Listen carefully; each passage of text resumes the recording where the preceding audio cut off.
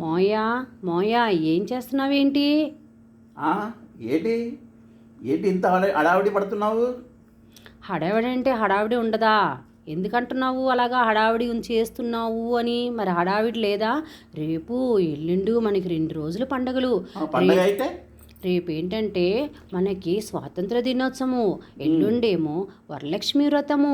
ఓహో. మరి రేపటికి కూడా మనము రెడీ అయ్యి గ్రౌండ్కి వెళ్ళాలి. ఎల్లుండేమో పూజా విధానం కాబట్టి పూజకు కావాల్సిన సామాగ్రి అంతా కొనుక్కోవాలి. ఆహా, ఇంతగా వంట ఏం చేస్తున్నావో మరి? మరి వంట చేస్తాను కానీ ఇప్పుడు కాదు. ఉమ్, ఎప్పుడంటే నువ్వు వస్తావో రావో నాకైతే తెలీదు. ఎందుకంటే రేట్లు చాలా మండిపోతున్నాయి.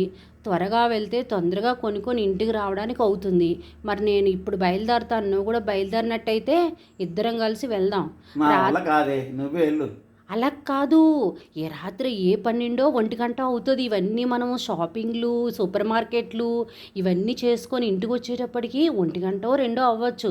అప్పుడు వండి పెట్టేస్తాలే. ఆ,